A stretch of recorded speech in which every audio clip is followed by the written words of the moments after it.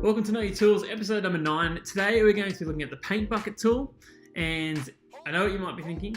Paint bucket tool, you know how to use it. It colors in shapes.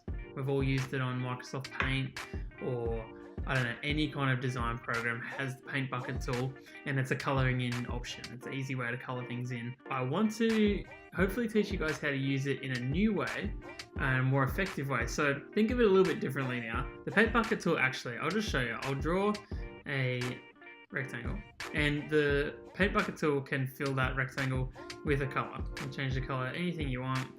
And sorry if it grows colors, but it'll fill it with anything, okay? It actually can do a whole lot more than that, because it's not just filling up a shape. What it actually does is, it's super clever, and it looks at all the different colors around it, and it tries to find the colors that are similar, and it fills that. Because this is a photo, it doesn't have any just flat colors like that box did.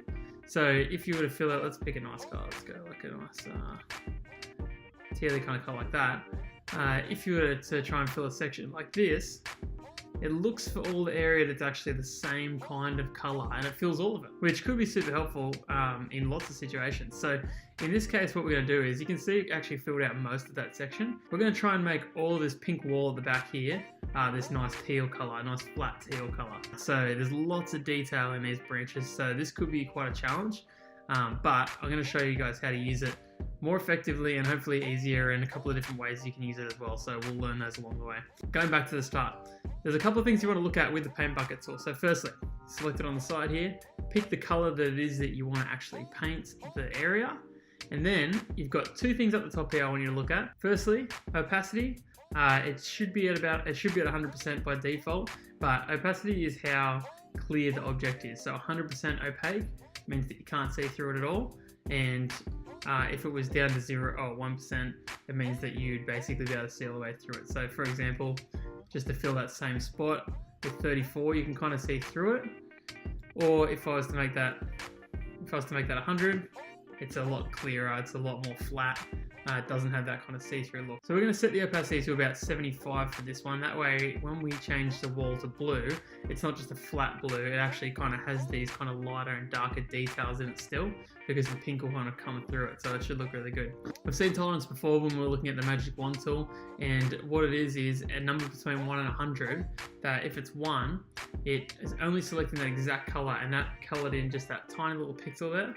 Whereas if I make it, let's just say, for example, well, let's go 100 just to be extreme, it will fill out a huge area, and it will, you can see it even picked up some of the green because the tolerance is so high. So for this example, when we're going to try and paint this pink background, I'm going to set it to about 80, and let's just try that. Let's try it up here in the corner. Okay, so you can see here, it got around most of the leaves, but not quite enough when it came to those darker bits. So now I'm going to come back out. This is how Photoshop works. It's trial and error. And I'm going to go back out there, and I'm going to actually make it 88. And I think that that's going to be enough to fill in most of those gaps. Now that's a fair bit better there. So let's go on to the next section here. Yep. And I'm just clicking on areas, and it's finding the colors itself. So if I just keep on clicking through, I'll fast forward this section for you so you don't have to watch me for too long.